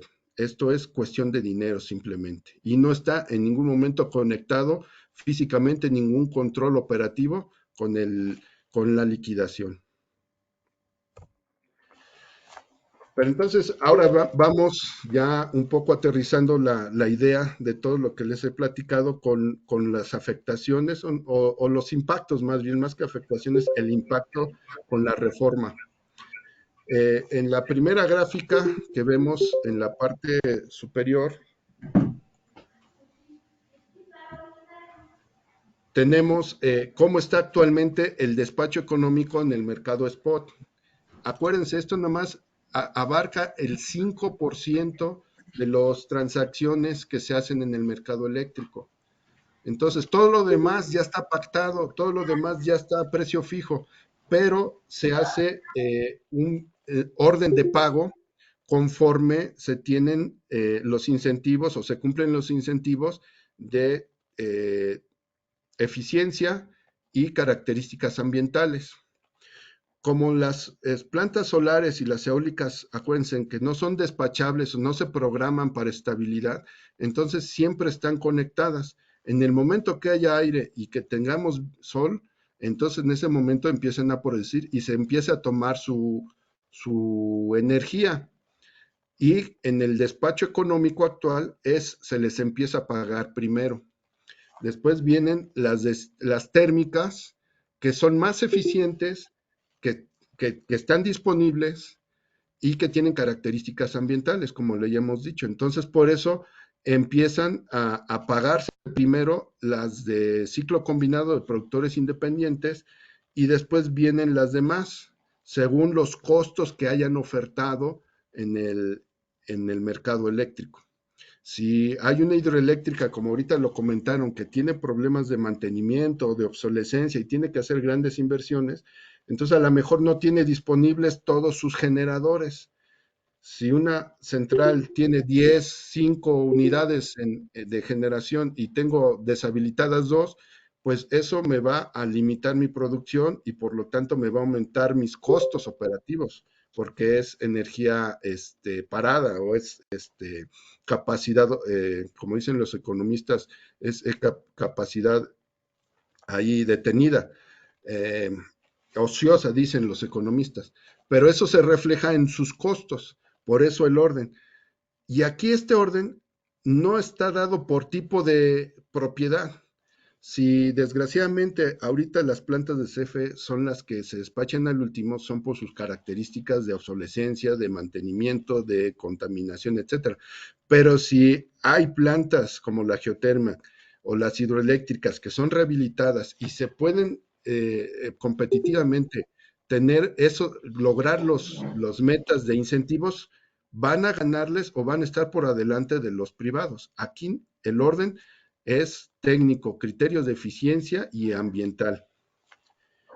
Ahora, lo que se propone en la reforma es quitar todo esto, quitar los incentivos de cuestiones de eficiencia y objetivos ambientales y combinar, ahora sí, revolver el despacho físico con el despacho económico. ¿Por qué? Porque al momento de quitar los criterios de eficiencia y no hacer entrar a producir las eólicas y solar en el momento que esté disponible el aire, sino que el criterio va a ser por propiedad, es decir, que si una planta indistintamente si es eficiente, si es limpia, si tiene factor de planta alto o bajo, pero el simple hecho de ser propiedad del Estado tiene el privilegio y tiene primero su despacho, tanto físico como económico, entonces vamos a llegar a la siguiente secuencia, que primero van a meter a sacar la energía de las hidroeléctricas, geotérmicas, carboeléctricas y hasta el último los privados. Pero si se fijan, no va a importar que no tengan criterios de eficiencia o criterios ambientales, sino simplemente por ser privados, por ser de propiedad distinta a la estatal, entonces los van a limitar y entonces ahí sí va a haber una discriminación. Los criterios van a ser por capacidad garantizada, por contratos preestablecidos y que van a estar a discreción de la CFE. Aquí hay algo grave, importante de decir, por ejemplo, en el caso de las hidroeléctricas, aquí ya no tampoco son los criterios del régimen operativo de cada hidroeléctrica, aquí es despacharla, es decir, sacar el agua, generar lo más posible, pasar del 10 al 17%, pero eso tiene grandes efectos sociales. Ya ha habido problemas, por ejemplo, en Chihuahua, ya ha habido problemas de grandes inundaciones en el sureste, en Villahermosa, en todo Tabasco se inundó y se agravó con los huracanes. No hubo forma de regular las inundaciones porque ya se había turbinado toda esa gran cantidad de agua. En Chihuahua, problemas sociales que hasta hubo muertos por el control de la operación de una central hidroeléctrica en Chihuahua. Se va a poner a trabajar primero las carboeléctricas, ahí son problemas ambientales. Las de ciclo combinado de CFE están en la mitad de la tabla, pero lo más grave son las termoeléctricas convencionales. Aquí este esquema lo están haciendo así porque tienen dentro del proyecto nacional o el proyecto energético nacional es evacuar, desalojar lo más posible de combustóleo en las plantas de tratamiento, en las plantas de CENER, todo lo que es el sistema de refinación, porque si el proyecto nacional es ser autosuficientes en gasolinas y terminar con las importaciones de gasolina, es producir, elevar la producción de gasolina a cantidades estratosféricas. Eso involucra que se tenga que deshacer de alguna forma los desechos de la producción de gasolinas, que es el combustóleo, y actualmente en el mundo está prácticamente prohibido evacuar o desalojar el combustóleo por los altos contenidos de azufre. En la marina mercante ya no se puede utilizar. No hay país que compre los desechos de la refinación, que es el combustóleo. Y si se va a producir más en México, entonces este esquema pues es indispensable para el proyecto nacional que tienen de petrolización de la economía para darle viabilidad o salida al combustóleo. Entonces, este es el esquema que están proponiendo principalmente para combinar el despacho físico con el despacho económico. De tal forma que la estructura quedaría así. Actualmente tenemos la generación disponible para poder participar tanto privados como el sector público. El control operativo que es el SENACE, es un ente autónomo, es independiente. La comercialización y el consumo, las reglas la pone la Comisión Reguladora de Energía, las tarifas las regula la Comisión Reguladora de Energía, y el Estado ya tiene actualmente el control físico del sistema. Todo lo que es las redes de transmisión, de distribución y el mismo SENACE es del Estado. Entonces, ahí sí hay una contradicción o una falsedad en decir que hay un control o un complot de privados para tienen a cargo el sistema eléctrico nacional. Eso es totalmente falso, ¿no? El control es del Estado, las decisiones son del Estado, el control operativo y económico también es del Estado, ¿no?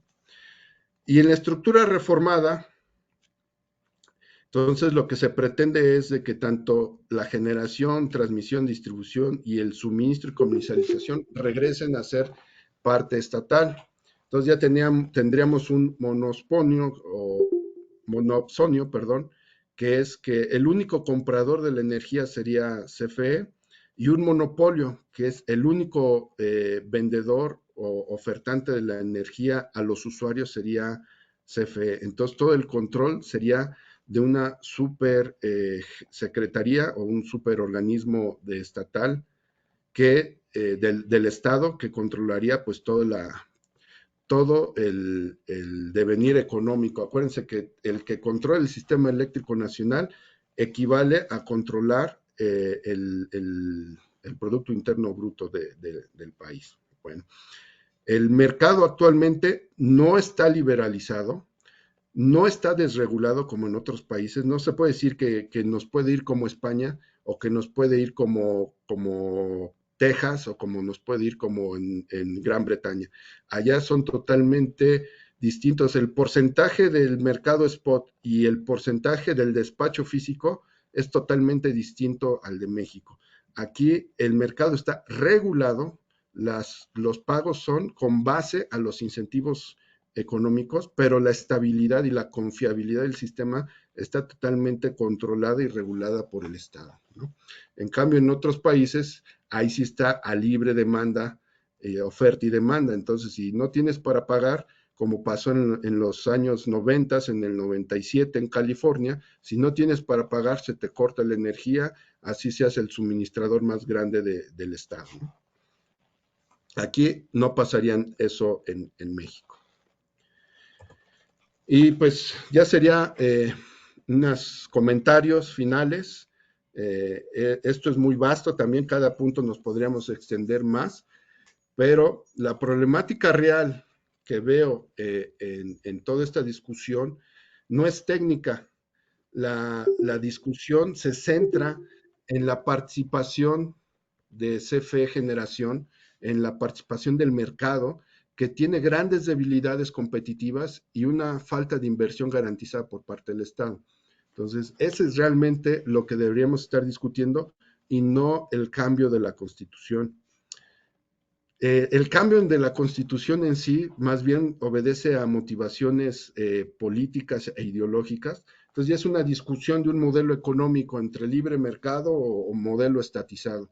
Entonces eso sobresale o sobrepasa las cuestiones técnicas. También es un falso dilema tener que escoger entre energía limpia y renovable contra energía contaminante pero disponible. Entonces eso no hay discusión. Todos, la esencia de cualquier sistema, entre más eficiente y entre más disponible es mejor. Entonces el asunto es que más bien se quiere sustituir la participación del mercado, en este caso de los privados que predominantemente tienen la energía limpia por centrales eólicas, solares y ciclos combinados, y sustituirlo por decreto para que puedan entrar en operación o regresar en operación las centrales convencionales para poder darle vialidad, salida al combustóleo. Entonces, sustituir por decreto una cuestión técnica. Entonces, bajo las condiciones físicas actuales, no veo que sea necesario un cambio técnico, sino más bien no hay una crisis energética como podría ser que no hay agua, que no hay gas, que no hay hasta combustóleo. Al contrario, si bien no tenemos ahorita solucionado el futuro, no nos hace falta cambiar técnicamente. Como ven, la demanda 2018 no se va a recuperar tan fácilmente si vamos a tener expectativas de crecimiento de aquí al 2024 del 5%, apenas estaríamos regresando a las condiciones de ese entonces, ¿no? Algo muy preocupante, sí, es que hay indicaciones hay interferencias políticas en el control operativo del sistema. Sí hemos podido hasta veces atestiguar situaciones en donde por una llamada, por una orden política o de directivos, se limitan las operaciones de centrales eléctricas. Y el caso específico son los problemas de inundaciones en Tabasco por órdenes de seguir turbinando, o problemas sociales en Chihuahua, y otros aspectos cuando hay fallas o cuando hay transitorios que no se pueden investigar y que hay falta de transparencia. Entonces, las lecciones aprendidas para poder regresar o evitar futuras condiciones de inseguridad, pues se pierden por estas intervenciones. La reforma técnicamente no debería tener una afectación real en el control operativo. Haya o no haya reforma constitucional, el sistema se tiene que seguir manejando igual porque la demanda es la que manda. El pueblo o la población en general con sus actividades es la que dicta la demanda, y la generación siempre va a ser seguir a la demanda en tiempo real. Entonces tenemos todas esas condiciones. Como les decía, el asunto es político, ideológico y no técnico. Cuando ya no tenemos una planeación consistente con lo que se estaba instalando progresivamente, entonces va a crear una incertidumbre económica, porque si se va a requerir sistemas de redes inteligentes, si se va a requerir refuerzos de transmisión, distribución, la incertidumbre es cómo se va a pagar, quién las va a pagar ahora. Si el Estado se va a hacer cargo de todo eso, no tiene los recursos suficientes para hacerse cargo. Hay estimaciones de 400, 500 mil millones de dólares que tendría que hacerse cargo el Estado, que no los tiene. Y pues, concluyendo dos frases, no se puede cambiar las condiciones físicas por haciendo cambio de leyes o de constitución, ¿no? La realidad de las leyes físicas no va a cambiar por una votación. si yo quiero sacar adelante mi proyecto energético, no voy a obligar al electrón a circular por cierta forma, o si es un electrón privado no lo voy a aceptar, y un electrón público sí, o generado por ente pública, ¿no? Entonces, eso no lo vamos a poder cambiar, y forzar las cosas pues nos puede llevar a un problema grave. Y tanto el modelo libre de mercado o un modelo estatal totalitario, pues ninguna de las dos opciones es viable. Las dos modelos han presentado y hay evidencias de fracaso y de éxito. De los dos tienen componentes que hay que revisar, y más bien hay que verlos como herramientas, no como un fin. Si se manejan como herramientas, hay el modelo de mercado me puede ayudar a financiar, y el modelo estatal me puede ayudar a garantizar la seguridad o confiabilidad, etcétera. Entonces hay que saber de esas dos herramientas, tener las componentes que mejor nos sirvan, que mejor podamos utilizar, y en base a las circunstancias y al momento que vivamos, el reto es en qué nos ponemos de acuerdo.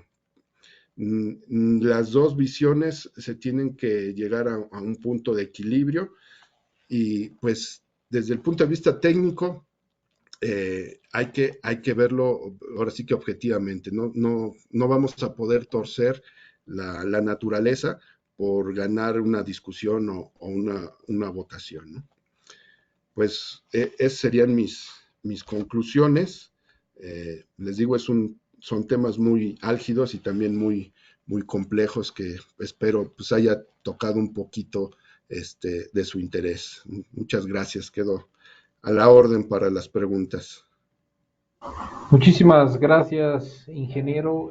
Antes de pasar a la sesión de preguntas y respuestas, por ahí creo que nos va a saludar el ingeniero Ernesto Moreno Corzo para agradecerle esta muy, muy interesante ponencia.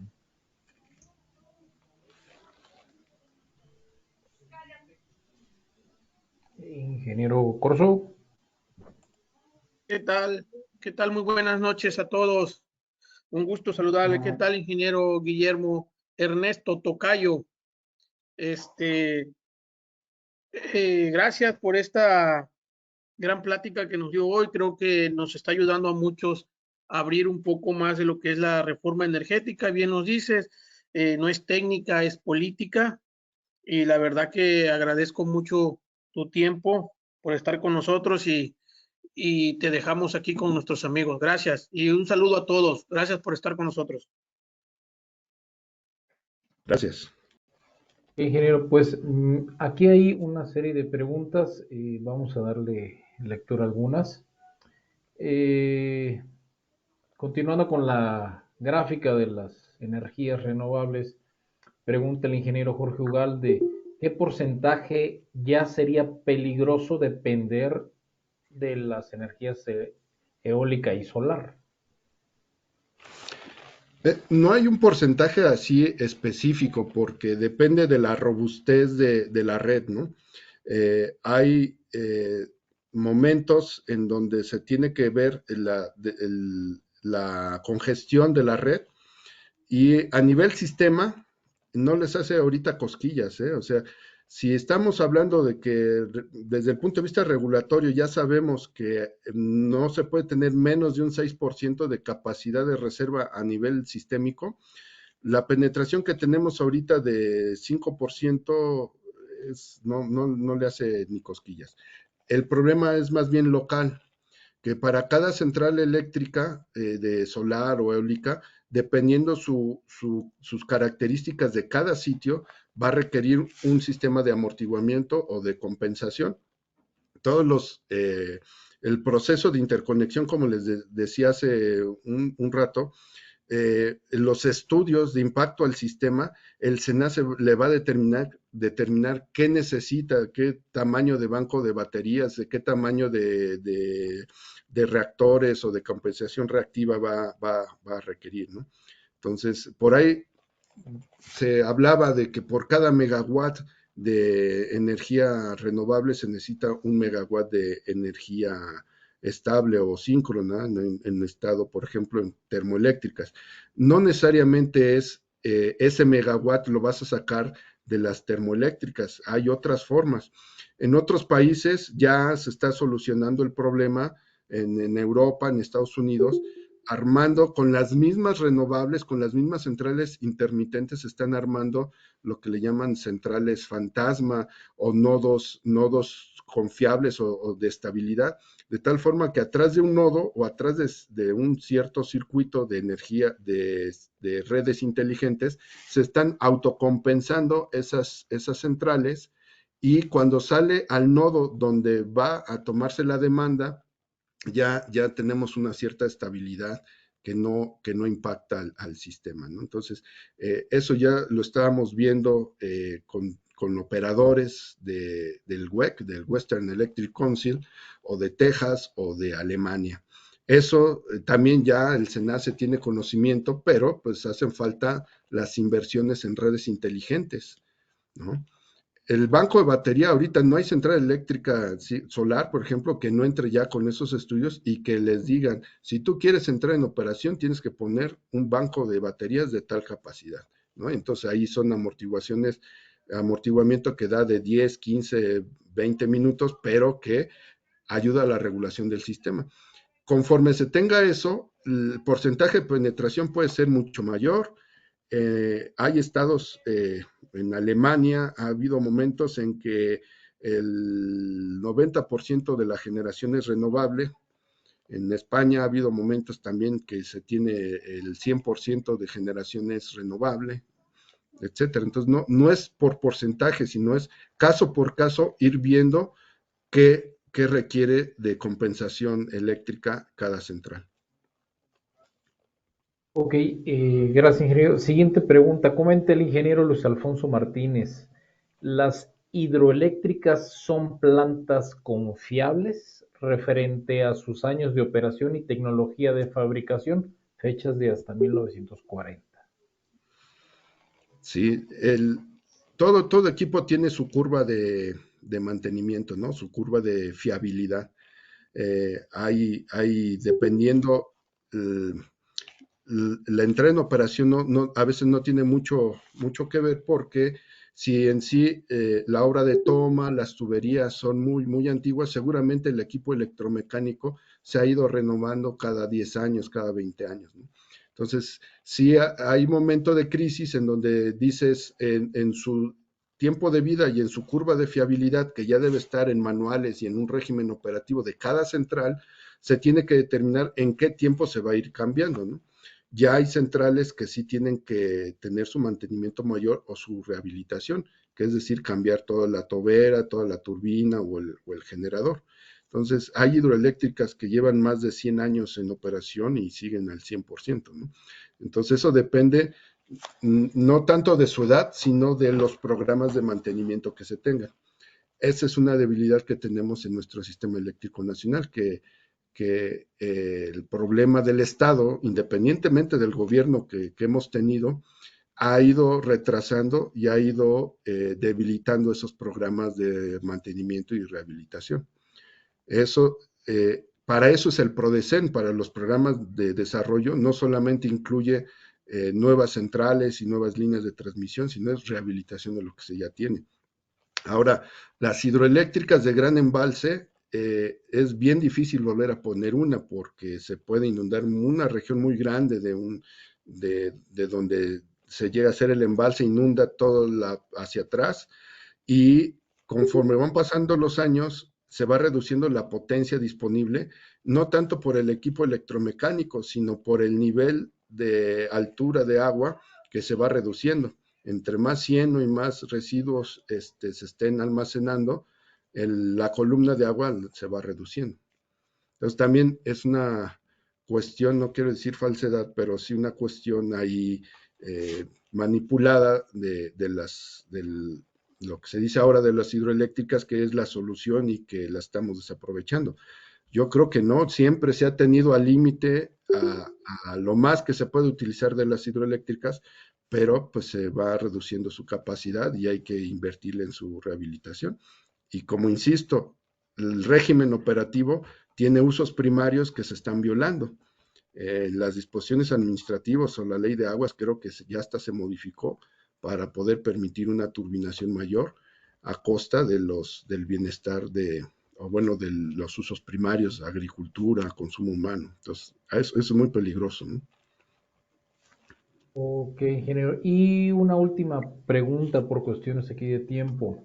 Comenta el ingeniero Ramón Figueroa, y su opinión también a lo que argumenta CFE y el Estado referente al esquema de socios de autoabastecimiento, donde en el esquema actual se pueden hacer socios y estar en un punto muy alejado del punto de generación.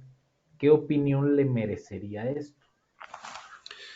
Sí, ya está muy transversado la parte de los permisos de autoabastecimiento, que se consideran permisos legados, ya están, la idea de la reforma pasada del 2013 era cancelar esos permisos, o sea, pero se hace a través de incentivos. El incentivo es, ¿sabes qué? Deja ese sistema, deja de hacerte socio legalmente con una persona y utilizando la red de forma ineficiente, porque esa ineficiencia la está pagando el Estado y es lo que se está quejando ahorita CFE. Entonces, lo que pretendía la ley actual, la ley de la industria eléctrica, era terminar con todos los autoabastecimientos y migrar esas cargas al mercado eléctrico. Y entonces, independientemente de dónde esté la carga, los cálculos de congestión iban a recuperar las pérdidas por congestión y le iban a transferir ese gasto al usuario, de tal forma de que lo más eficiente es que consumiera la energía más cercana, aunque no fuera de su socio. Entonces ya en la ley de la industria eléctrica no existen sociedades de autoabastecimiento, lo que existen son usuarios calificados que pueden conseguir la energía más económica dentro de todo el esquema. Entonces, todos estamos de acuerdo, la misma ley de la industria eléctrica lo que pretende es terminar con los autoabastos o las sociedades de autoabastecimiento. Entonces, no, esa es mi opinión, es que cómo quieres acabar con algo que ya está previsto cómo acabarlo, ¿no? Entonces, es un pretexto más que nada, un problema político para terminar o decir que los extranjeros y que los españoles nos siguen sacando los galeones del país, etcétera. Eh, la cuestión es más que nada política. Y ahora vemos el autoabastecimiento no pinta en todas las transacciones, es menos del 20%. Vimos en la primera parte donde decía SILSEC, lo que son centrales con interconexión legados, es marginal. Entonces, realmente la afectación económica y física no es tal. No es tal. Entonces, lo que hay que hacer es fortalecer al mercado y fortalecer a la CRE y al SENACE, no quitarlos, no desaparecerlos, ¿no? Entonces está creando un problema mayor por cuestiones ideológicas, ¿no? Ok, pues muchísimas gracias, ingeniero. La verdad que fue una ponencia pues muy refrescante y, y ahora como que creo que nos queda un poquito más claros a todo cómo está esto de la reforma. Muchas gracias en nombre de FECIME y en nombre de todos los aquí presentes, pues le agradecemos mucho esta ponencia y si tiene algo más que agregar, ingeniero.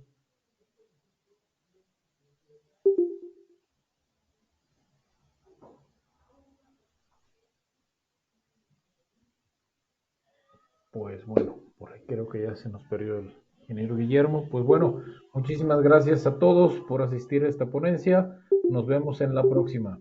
Hasta luego.